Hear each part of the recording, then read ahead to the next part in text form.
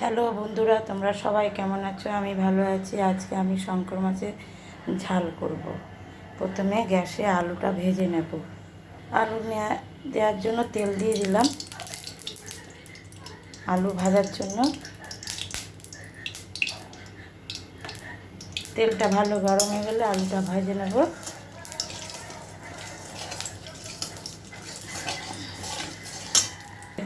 দেখুন আমার তেলটা গরম হয়ে গেছে। এবার আলুগুলো এক এক করে ছেড়ে দেবো।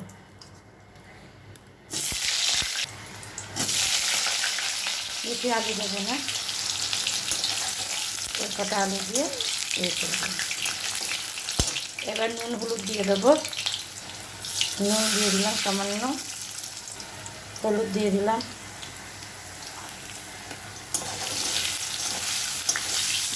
দিয়ে এগুলো ভালো করে ভেজে নেব। আমার আলু ভাজা হয়ে গেছে। এবার তুলে নেবো এক এক করে আলু ভাজাগুলো।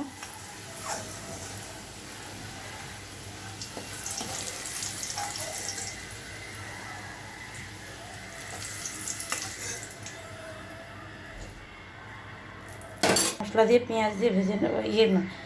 ফোড়নে দেবো তেজপাতা, দারচিনি, গোটা জিরে, এলাচ, শুকনো লঙ্কা।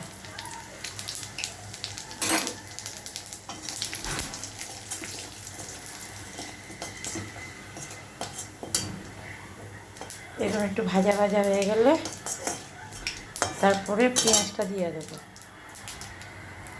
সুন্দর গন্ধটা বেরোলে এবার পেঁয়াজটা দিয়ে দেবো। পেঁয়াজ দিয়ে ভালো করে একটু ভালো করে নেড়ে চেড়ে মশলা দিয়ে দেবো। এরকম পেঁয়াজটা ভাজা হয়ে গেছে। এবার মশলাটা দিয়ে দেবো। মশলা আদা, জিরে, ধনে, হলুদ, লবণ আর কাঁচা লঙ্কা বাটা একসঙ্গে এগুলো কষিয়ে নেব।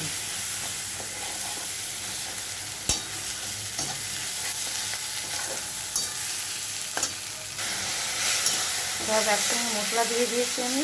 সব কিছু মশলা, নুন, হলুদ সব দিয়ে এগুলো ভালো করে কষাবো।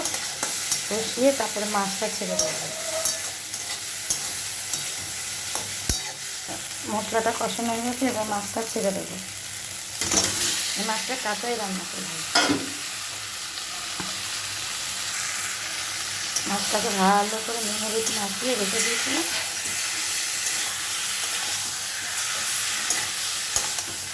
দিয়ে এটাকে ভালো করে নেড়ে চেড়ে ঢাকা দিয়ে রাখবো। আস্তে আস্তে মাছটাও ভাজা হবে।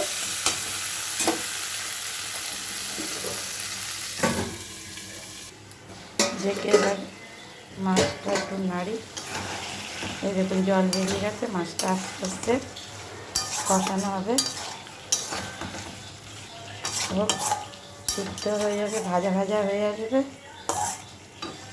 তারপরে সামান্য জল দিয়ে আলু দিয়ে আবার ঢাকা দিয়ে নামিয়ে দিই গরম মশলা দিয়ে।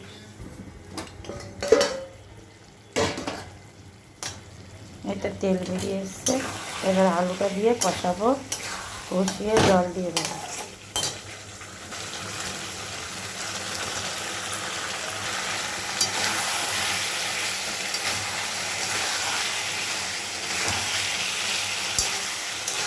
একটু ভালো করে নাড়ে চেড়ে কষানো হয়ে এসছে।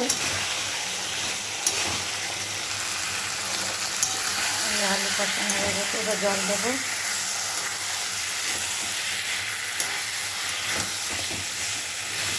বেশি জল দেবো না।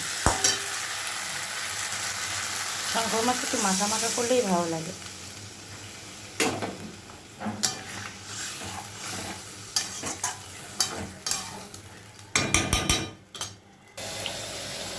হয়ে গেছে আমার রান্না। লাইক, শেয়ার, কমেন্ট, সাবস্ক্রাইব করতে ভুলবেন না। এরকমভাবে রান্না করে দেখবেন, বাড়িতে ট্রাই করে। ধন্যবাদ। এবার নামিয়ে নেবো একটা থালার মধ্যে।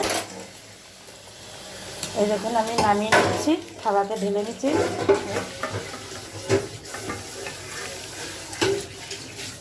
হয়ে গেছে আমার রান্না কমপ্লিট।